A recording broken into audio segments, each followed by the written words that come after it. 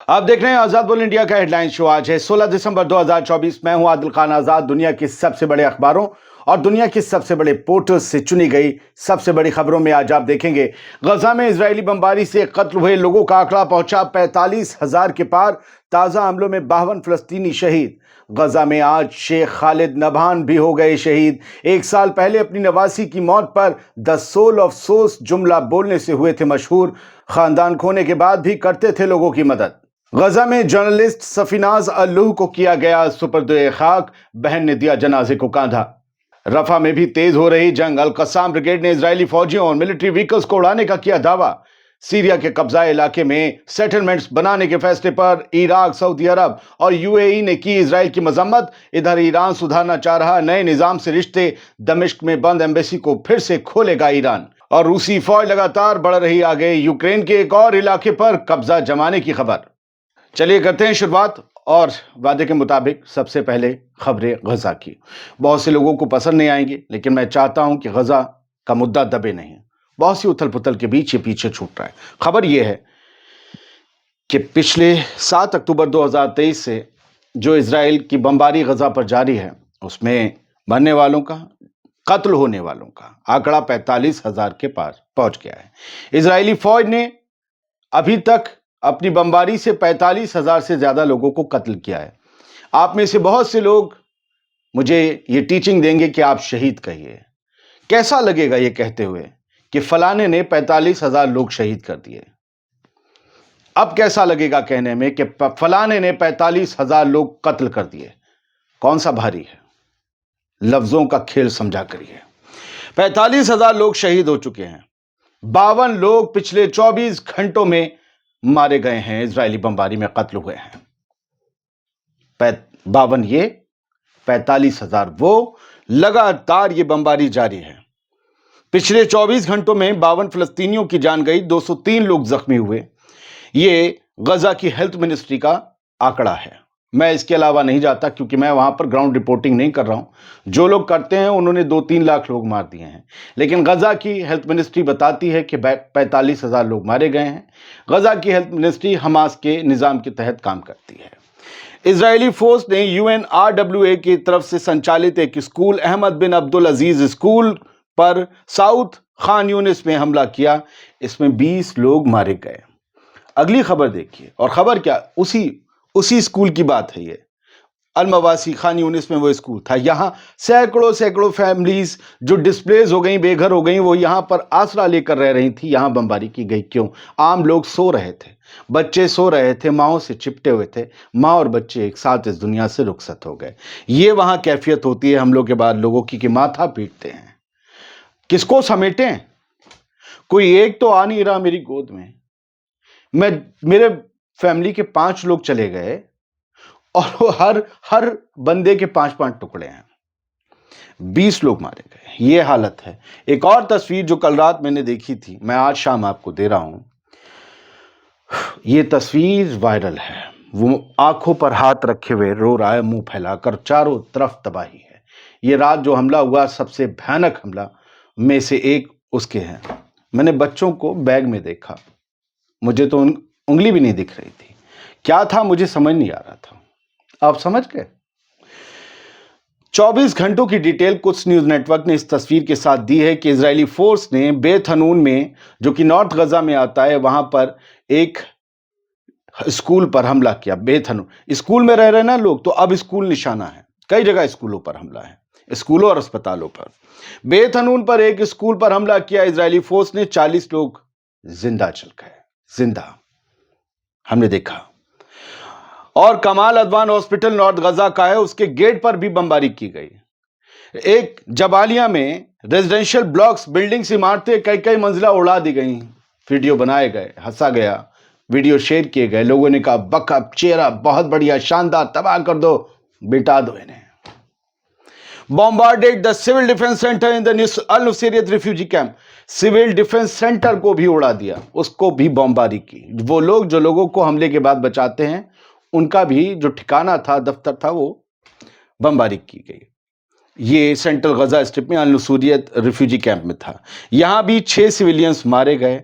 इसमें से 5 civil defence के बंदे थे। احمد بن عبدل عزیز خان یونس میں نشانہ بنایا گیا، جس کے بارے میں ہم نے آپ کو بتایا.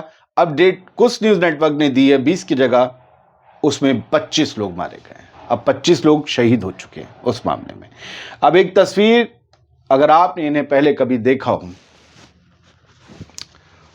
آج دیکھ لیجئے آخری بار. شیخ خالد نبہان نام ہے ان کا. جب یہ جنگ شروع ہوئی تھی غزہ میں تو پہلے ہی مہینے میں جو ان کی گود میں بچی ہے جس میں بلر کر دیا ہلکے سے، دوسری طرف اس کا صاف فوٹو ہے مسکراتے ہوئے اپنے نانا کے ساتھ. یہ نواسی ہے ان کی. یہ پہلے ہی مہینے میں نومبر میں یا اکتوبر میں ہی یہ بچی شہید ہو گئی تھی اسرائیلی بمباری میں. آپ کے آنکھوں میں ایک قطرہ نہیں تھا، مسکرا رہے تھے. اور انہوں نے عربی میں ایک جملہ کہا تھا، روح، سول آف دا سولز. یہ تمام روحوں کی روح ہے میری نواسی، میری بچی. یہ روحوں کی بھی روح ہے، اتنی پیاری، اتنی خوبصورت ہے. دا سول آف سولز. یہ جملہ ان کا مشہور ہو گیا. کبھی کوئی ان کا نام نہیں لیتا تھا، ہمیشہ انہیں یہی کہتا تھا، شیخ دا سول آف سولز. یہ آج ہوئی بمباری میں شہید ہو گئے. یہ آج ہوئی بمباری میں شیخ خالد نبہان نہیں رہے. 1 سال پہلے انہوں نے اپنی نواسی کو کھویا تھا، پھر خاندان کو کھو دیا. آج جو آرٹلری سٹرائک ہوئی ہیں، توپ سے جو ٹینک سے گولے برسائے گئے ہیں نصیریت ریفیوجی کیمپ میں سینٹرل غزہ میں، آج صبح 16 دسمبر کی صبح اس میں ان کی جان چلی گئی. پتہ ہے یہ کیا کرتے تھے؟ یہ ویڈیو سپریس نیوز نے شیئر کیا ہے. 1 منٹ 1 سیکنڈ پر آ کر اس ویڈیو کو دیکھیے گا. اس میں جو لکھا ہے اگر آپ جا کر اسے دیکھ سکیں. یہ ٹانگے میں سامان، پھل، یہ سب بھر کے چلتے تھے. جنگ میں اپنے لوگوں کے مارے جانے کے بعد بھی یہ اور ڈسپلیس لوگوں کی مدد کرتے تھے. تمبوں میں، خیموں میں جا کر لوگوں کو سبزی، پھل پہنچایا کرتے تھے. اپنا درد بھول گئے تھے. یہ مسکرائے نہیں تھے، یہ روئے نہیں تھے، مسکراتے تھے اپنی نواسی اور سب کے مرنے پر بھی. لیکن اندر سے تو ٹوٹے ہوں گے، باوجود انہوں نے اپنے آپ کو سمیٹ کر لوگوں کی مدد کرنا جاری رکھا. یہ مدد کرنے والا، یہ مددگار ہاتھ آج بس ختم. یہ جرنلسٹ سفیناز اللوح کا جنازہ ہے. میں اسکرین شاٹ دکھا رہا ہوں. اور سب سے آگے ہیلمٹ تھامے الٹے ہاتھ پر ان کی بہن ہے جو پریس کا جیکٹ پہنی ہے، جو خود بھی جرنلسٹ ہے. وہ بہن اپنے بھائی کو کاندھا دے رہی ہے. بہنیں نہیں دیتی. ایک جرنلسٹ کو کاندھا دے رہا، یوں سمجھیے. بہنیں کہاں کاندھا دیتی ہیں؟ بہنیں تو بھائی کے نخرے ناز اٹھاتی ہیں، بھائیوں سے اپنی خواہشیں بتاتی ہیں کہ مجھے یہ چاہیے، وہ لا کے دو. وہ بہن اپنے بھائی کو کندھا دے رہی ہے. جرنلسٹ میں ایسے ہی ہوں. میں اسی طریقے سے رپورٹنگ کرتا ہوں خبر سے جڑ کے. جسے نہیں پسند ہے براہ کرم بنا کسی غرور کے کہہ رہا ہوں، مت دیکھا کریں. یہ میری برادری کے لوگ ہیں، جرنلسٹ ہیں. جرنلسٹ سفیناز اللوح، ان کی جب جنازہ لے جایا جا رہا تھا تو جرنلسٹ سفیناز اللوح ان بہن کا نام ہے. ان کے بھائی جب جرنلسٹ احمد اللوح کا جنازہ لے جایا جا رہا تھا، میں نے اگر شروعات میں سفیناز بولا ہو تو میں نے معافی چاہتا ہوں، غلط بول رہا ہوں. تو وہ سفیناز بہن کا نام ہے. احمد کا جنازہ تھا، وہ لے جا رہی تھی. یہ بھائی کل مارا گیا تھا حملے میں، اسرائیلی حملے میں سینٹرل غزہ میں. آج ان کی تدفین تھی. بہن بھی اور تمام ساتھی تھے پریس کے، وہ سب ساتھ چل رہے تھے. اسرائیلی حملوں میں پچھلے 1 سال میں 196 جرنلسٹ مارے جا چکے ہیں. 196. خطا بس یہ ہے کہ وہ غزہ کی حقیقت، سچ دنیا کو دکھا رہے ہیں، اور اس حقیقت کو دکھانے کا اثر ہے یہ تصویر جو کچھ نیوز نیٹ ورک نے شیئر کی. ویڈیو دیکھیے، آپ دیکھیے، میں رسک لے کے دکھا رہا ہوں. یہ ویڈیو کہتا ہے، اور یہ کہاں کا؟ آئی لینڈ کا. وہی آئی لینڈ جس کے ساتھ کل نیتن یاہو کی حکومت نے اپنے سفارتی تعلقات ختم کر دیے کہ آپ لوگ اینٹی سیمیٹک جو بھاونائیں انہیں بڑھاوا دے رہے ہیں، یہودی ویرودھی ماحول بنا رہے ہیں. آئی لینڈ میں اسرائیل کے جینوسائیڈ کے خلاف لگاتار آواز اٹھ رہی ہے. ویڈیو دیکھیے کیا لکھا ہوا ہے کہ پچھلے 1 سال میں 17,000 غزہ کے بچے شہید کر دیے گئے، مار دیے گئے. 17,000 بچے ہمارے یہاں بھی، کیری میں بھی ہیں. کیری ایک شہر ہے آئی لینڈ کا. کہا کہ وہی 17,000 بچے ہمارے کیری میں بھی ہیں.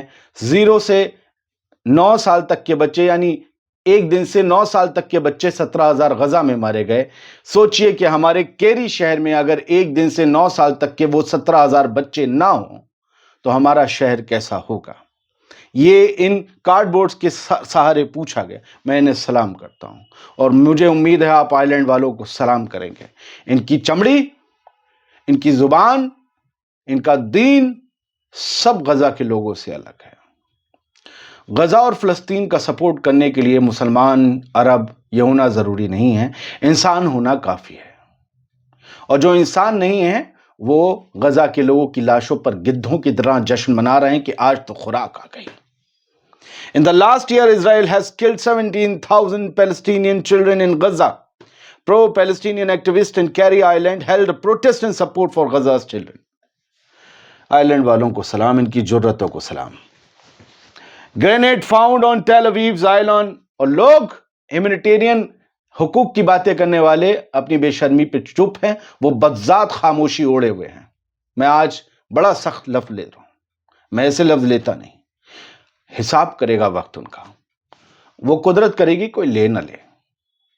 وہ لوگ جو اسے سپورٹ کر رہے ہیں، میں کہتا ہوں جنگ بند ہونی چاہیے.